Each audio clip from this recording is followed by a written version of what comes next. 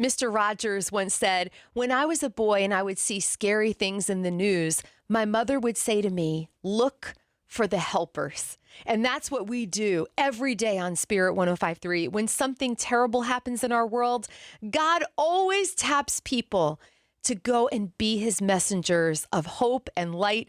And one of them is with us today. Her name is Sil Wong. She's one of our favorites. She and her team from Impact Northwest were recently on the ground in Maui bringing hope and light. Sil, thank you so much for being here this morning. Thank you so much for having me. Oh, it's always an honor. I've been thinking about you.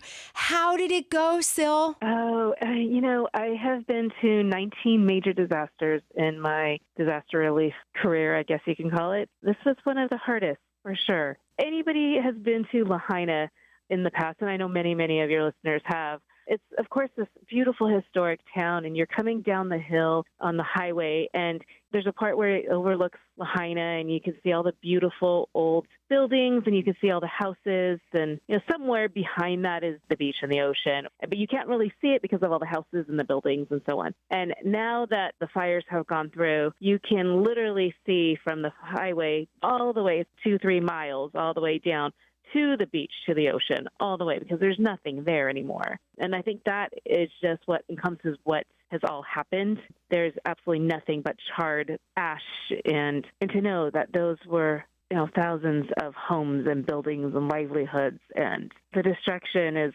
hard to see. It's gut-wrenching. It must have been overwhelming, but it makes me extra grateful for you, Sil, and your team. You all showed up.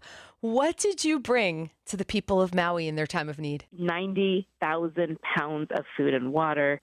We served over 8,000 people. We were able to work with over 300 volunteers from all over Hawaii who came. Even people from the mainland who were happened to be visiting came to volunteer. And I say we, I don't mean just my team. This all was able to be accomplished by all the people of Hawaii, along with all the people who have donated money and supplies. It's not by any means a one organization or one person thing. It's so many hands coming together and working, as well as we were able to help repair some roofs of homes before storms came through. So that was really important as well. And we were able to give support and leadership and assisting them with their leadership in command centers and using some of our own experience to help them out.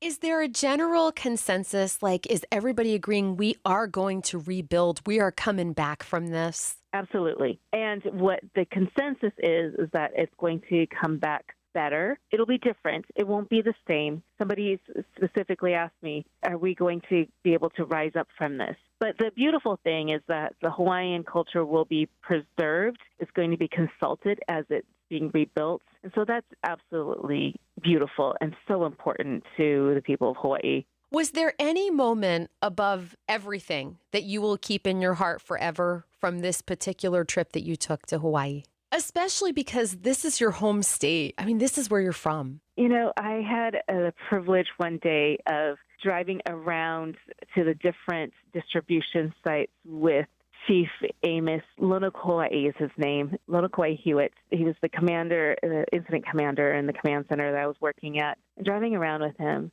And both of us being Christians, he said, "Sil, it was divine intervention that we met and that you are here." And he said, God has bigger things for us, bigger than all of what's happening. He has bigger things for us. And we are here divinely to serve the people of Lahaina and to show the world what it is to be a servant. And here, this great man, so humble, and all he has is a servant heart. And that's his whole heart, is to serve people, even in the middle of his own sadness and tragedy, just sitting there and these strong, amazing people. And every once in a while, just seeing them cry. They're grieving. Yeah. They've lost their own family members and they've lost their own friends. But yet, this resiliency of hope and knowing that there is more to this life than just what we see and what is gone. So I'll always remember this trip for so many, every day there was something absolutely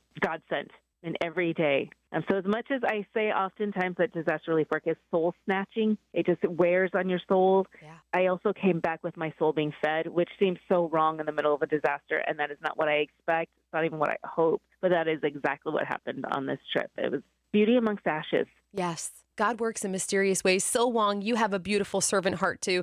Thank you for your work with Impact Northwest and for hanging out with us. You are so loved. Oh, thank you. I so feel that. Thank you guys so much. Thank you for the prayers.